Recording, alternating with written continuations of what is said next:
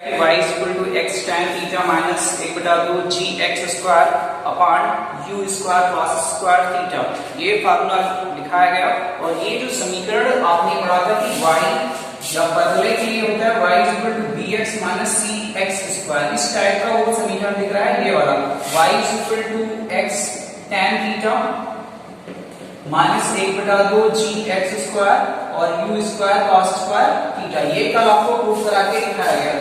ठीक है, तो कहीं ना कहीं ये वाला समीकरण बिल्कुल ऐसे मैच करता है bx अपॉन cx स्क्वायर। ठीक है, क्योंकि ये बता रहा है कि जो समीकरण है ये परवलय का समीकरण होता है, इसलिए कह सकते हैं कि प्रक्षेप का पथ सदैव परवलयाकार होता है।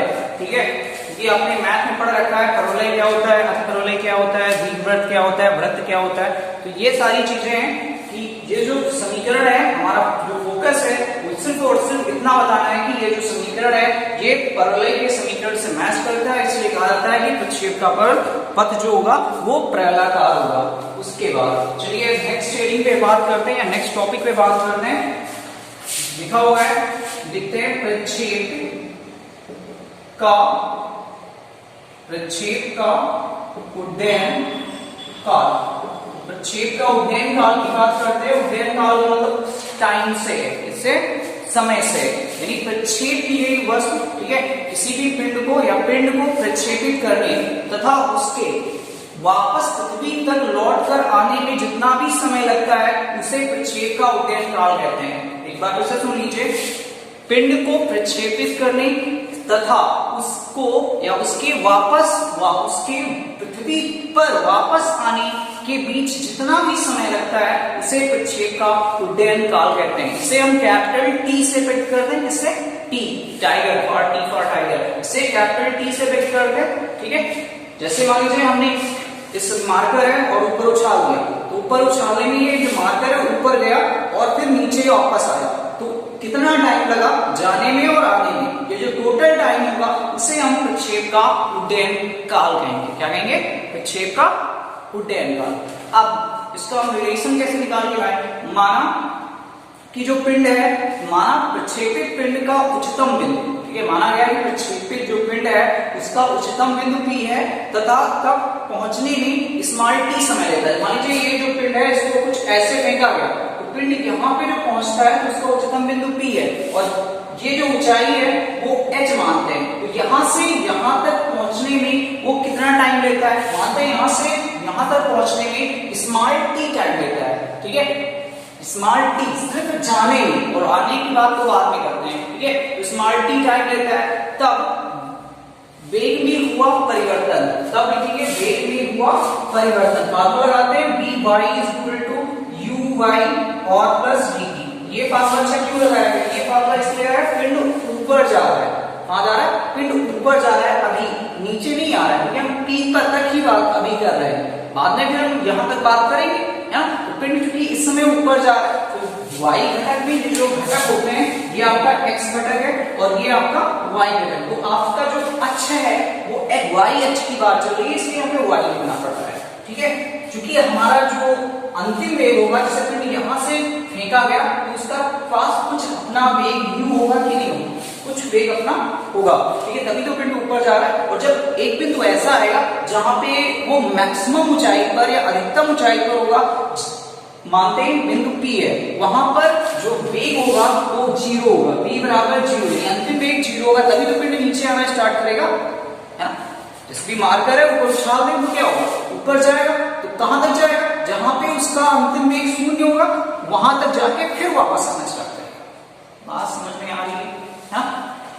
तो ui इक्वल टू होगा आपका 0। अब ui की बात करें तो ui जो होगा, जाहिर सी बात है एक घटक पड़ा था ui equal to sine theta. और उसके बाद g की बात करें तो g चूंकि पिंड है ऊपर जा रहा है तो माइनस टी लेंगे इंटू टी। अगर बात करें यहां से तो हम t बराबर लिखना चाहें तो लिख सकते हैं u sine theta upon small g। ये आपका मानते हैं समीकरण नंबर फर्स्ट। ठीक है, अब इस प्रकार आगे बढ़ते हैं। इस प्रकार बिंदु P से अब पृथ्वी तक पहुंचने में पुनः वो स्मॉल t समय लेगा।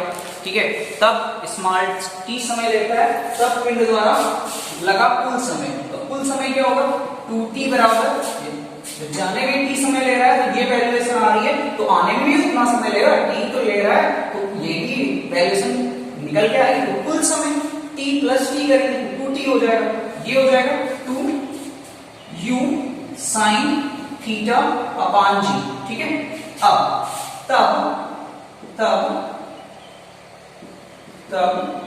वुडन काल क्या होगा, अब देखिए यहाँ पे होगा 2t बराबर 2u sin theta upon g निकल के आ रहा है, तो हम इसको वुडन काल के लिए t लिखते हैं, t बराबर आएगा 2t बराबर 2u sin theta upon small g, ये रिलेशन होता है वुडन काल के लिए, ठीक है। उम्मीद करते हैं आपको समझ में आया होगा। फिर आपको नेक्स्ट स्टेडी में बताते हैं, नेक्स्ट स्टेडी डालते हैं, प्रक्षेप द्वारा प्राप्त महत्तम ऊंचाई, प्रक्षेप द्वारा प्राप्त ऊंचाई, तो ऊंचाई की बात करते हैं, ठीक है।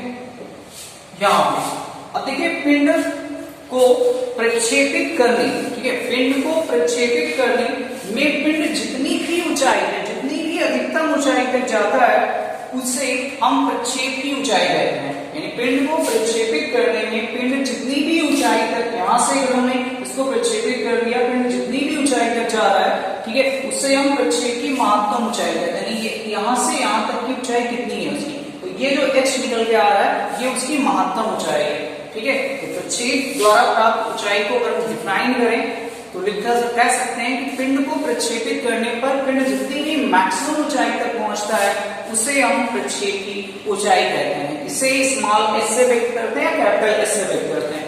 अब माना पिंड के प्रयाकार का उच्चतम बिंदु P की पृथ्वी से ऊंचाई जो है वो स्मॉल h है, तब गति के समीकरण से, क्योंकि गति h आना चाहिए, तो गति के समीकरण से ये हमने पढ़ा है फॉर्मूला कि v square y u square y plus 2g और फिर h, ये है, ठीक है। क्योंकि हम जानते हैं कि पिंड जब भी हमने उसको प्रक्षेपित किया तो वो मैक्सिमम ऊंचाई पर जब पहुंचता है तो उस समय उसका अंतिम वेग 0 हो जाता है, यानी यहाँ पे v बराबर 0 होगा, तो जाहिर सी बात है v y बराबर 0 लिखेंगे, u i बराबर u i स्क्वायर, ठीक है, u स्क्वायर y हमने इसको घटक में तोड़ रखा था, ये cos थीटा का स्क्वायर होगा, ठीक है। उसके बाद इनटू 2 और उसके बाद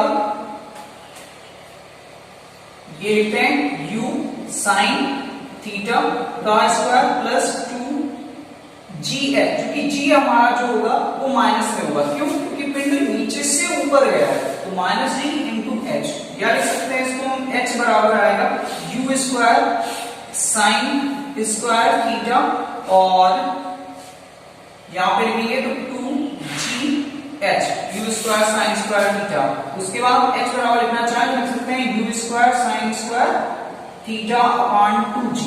ये रिलेशन होता है कि जब पिंड महत्तम ऊंचाई पर होता है तब उसकी क्या वैल्यूएशन होती है। उसके बाद यदि पिंड जो है वो या पिंड प्रक्षेपित करने पर वो थीटा कोण बना रहा है, ठीक है, या थीटा बराबर 90 अंश कोण पे उस पिंड को हमने प्रक्षेपित किया हो, तब क्या हो, तब थीटा इज इक्वल टू लिखेंगे 90 अंश या तब h लिखेंगे h मैक्स, क्योंकि हम जानते हैं कि अगर हमें क्षैतिज परास, ठीक है, क्षैतिज परास महत्तम लाना है तो जो हमें प्रक्षेपित करना है वो थीटा की वैल्यूएशन 45 अंश होनी चाहिए, और अगर मैक्सिमम ऊंचाई प्राप्त करना है तो थीटा बराबर 90 अंश होनी चाहिए, 90 अंश होनी चाहिए, ठीक है। तो महत्तम ऊंचाई की बात करें तो थीटा बराबर 90 अंश के लिए तो h मैक्स बराबर आएगा आपका u स्क्वायर और साइन 90 रखेंगे तो साइन 90 की वैल्यू 1 होती है, तो 95 u स्क्वायर ही आएगा यानी 2gh, ठीक है। ये रिलेशन आता है कि h मैक्स बराबर u square upon 2g formula होता है। अगर हम महत्तम ऊंचाई प्राप्त करना चाहते हैं पिंड को तो हमें इस या थीटा बराबर 90 अंश के कोण पर फेंकना होगा। उसके बाद नंबर 3 कंडीशन पे आते हैं क्षैतिज परास। तो बड़ा लंबा क्यों बन रहा है?